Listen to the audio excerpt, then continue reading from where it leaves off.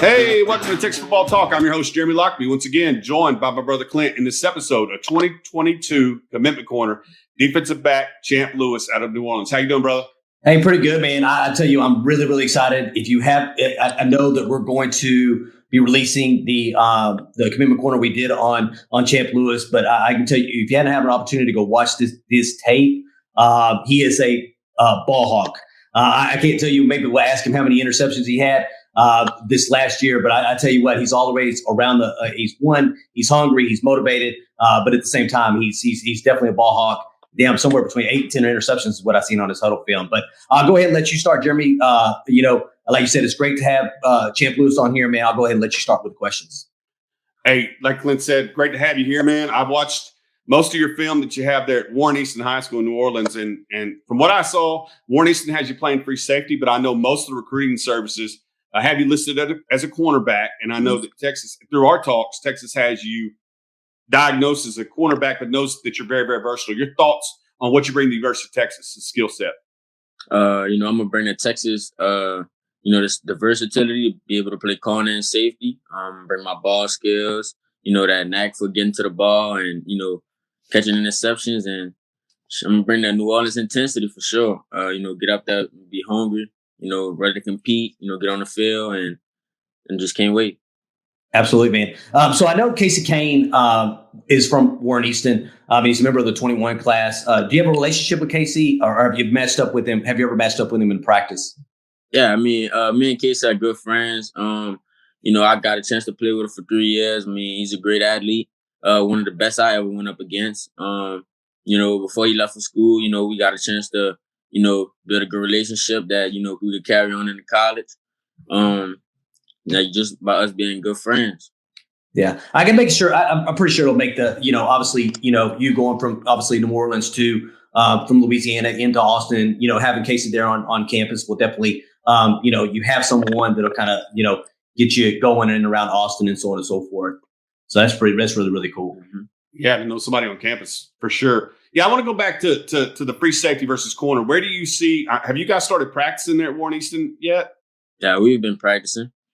Did they have you as boundary corner or slot corner or nickel, or are you still playing free safety, or where they have you currently aligned? Actually, I'm playing a lot of both. We got a few formations where they have me playing the high safety, and then they got some where they walk me down and I'm playing corner on the boundary. And they use my versatility a lot this season. Yeah, you probably fall in a lot of the best guys. I anticipate they're going to do film study. They're going to figure out who the best guy is on the opposing team and have you lock them down. Talking about your Texas career. Again, we got Terry Joseph, brand new to Texas, like you're going to be, came to us from Notre Dame. What's your relationship like with Coach Joseph? Coach Joseph is from New Orleans, so he's a known name around here. I've been knowing him. He has a legacy. We're playing football here, and when I got a chance to go up there for the camp at Texas, I met him in person. He was real genuine with me. We got on the board and. He showed me a lot about, his coaching style and stuff. And, I got a chance to, mingle with him a lot. That's awesome, man. Question. So if me and Jeremy were visit New Orleans, favorite place to eat in New Orleans, man, that me and Jeremy need to go to? That's a hard decision for me because I'm out here. But I definitely tell y'all y'all got to get some seafood. So, Shanae, what do you think a good place for them to eat? Oh yeah, New Orleans Food and Spirit. Yeah, they got a good few. They got good food all around. You can go to a gas station and get good food in New Orleans. That's what I'm talking about, man. You can't go wrong, huh? Just get some of that New Orleans seafood. Definitely gonna have to try that, man. We're gonna get to New Orleans and definitely try some of that seafood, man. Sure. So, and we're gonna give you another hypothetical. We know our good buddy Mike Roach. He writes for 247 Sports. You may have had a chance to meet him. He actually did a nice little write-up talking about you today on their website and what you bring to the university. But I know he said he's going to try to get out there to see you play. But if me and Clint were to come to watch Warren Easton play, what would be your primary matchup that you would want us to come see just to catch a good ball game in your senior season? Most of our good games are on the road. We got our first 5 games are going to be on the road. But if you want to see some good football, I definitely tell y'all to come watch us when we play in the car. They got a lot of talent over there. We got a lot of talent at Eastern. It's gonna be a good ball game. It always is. Yeah, I know Ed Card, I think, you got some guys being on that team that are pretty highly rated recruits too as well, man. So off of football, man, going to University of Texas, really, really, really good school. What if you may not have a plan right now, but if you have a plan, what do you plan on studying at the University of Texas? Yeah, I know Texas has a great engineering program, but ever since I've been wanting to go to college, I've been wanting to study communications so I could, after football, I could get a chance to, do something like you guys doing right now. Do some stuff with like interviewing and everything. So yeah, I want to major in communications. Yeah, to tell you the truth, we don't have any broadcasting experience. This is just two guys who are lifelong Texas Longhorn fans. Our dad used to take us to Texas games. We were originally from Dallas, and we were going to games at TCU when I was 6 and Clint was about 4. So we don't have any broadcast experience, just lifelong fans that really love the University of Texas and kids like you who are making a decision to come there. We create relationships with you guys as early as we possibly can and share your story and your passion with the Texas fans as early as we possibly can. So you're going to be a lot better at it than we are when you finally get that communications degree from the University of Texas. I promise. So I'm the guy that watches a lot of film. Clint does too, but I'm the guy that asks more about football and alignment and that kind of stuff. So your favorite kind of coverage? You like to bump and run on the line of scrimmage? You like to play off coverage? Because I know you're a playmaker. You just like to be around the ball. That's how I describe your play more than anything. It's just a playmaker that has excellent ball skills. Like I could see you definitely playing. If defensive back wasn't your field of study on the football field, you could definitely play receiver or running back with your ball skills. Just again, describe your game for folks who haven't got a chance to see you. I mean, I see myself as a ball hawk, a playmaker for sure. If the ball in the air, I'm gonna go get it. I'm gonna find it. I think my favorite coverage will be man. I like to play man to man.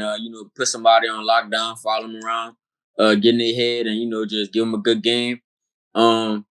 But playing zone good too, cause I'm sitting in the zone. Anything come my zone is mine. So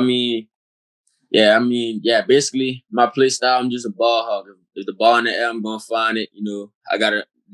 I originally was playing corner at Eastern, but they moved me to safety because my ball instincts and my ability, to just read the quarterback and find the ball. So they thought it was better for to put me back there and just let me do what I do. So I think definitely a ball hawk. Let's talk measurables, champ. Measurables when I guess height and weight at this current time. Because I know you're long, man. You're a long guy, man. Where are you currently at? Somewhere between 6'1", 6'2", 6 foot right now. I'm like 6'1.5", between 6'2", 6'1" and 6'2", and weighing about 170 right now. I'm trying to put on a little weight. I know by the time I get up there to Texas, I'll be weighing a little more, like way more. Yeah. And I know people are looking for long cornerbacks right now, man. And it's being up there somewhere about 6'2", man, they can lock down a receiver, especially these larger receivers that you have, man. It's definitely a big deal. But you can see it you can see your length, man, in your film. Go ahead, Jeremy. I think you had another question. Yeah, just to follow up on, we didn't talk to you about this prior to the interview, but special teams. Have you got a chance to talk to Coach Jeff Banks? Because I see, like you're talking about your height and your length. I definitely could see you on the end of a line of scrimmage. And I talk about this in your commitment corner, is being on the end of the line of scrimmage on punt block teams or field goal block teams. Do you have any experience doing that at Warren Easton? Because I think you come around the edge and put some hands on some balls in occasions in special teams. Yeah, at Warren Easton, I'm on punt block. I'm on field goal block. I play most special teams. I haven't gotten a chance to talk to the special teams coordinator over there at Texas, but I feel like when I get up there, just competing, maybe that'd be something that put me on, early on when I get up there. So, I'm track. You're running track, right, champ? Or is that something you're going to consistently? Are you going to do throughout this year? Heading into after football season, is that something you're going to do? Yeah. And you're a hurdler, right? Is that correct? I run the 110 and 300 hurdles.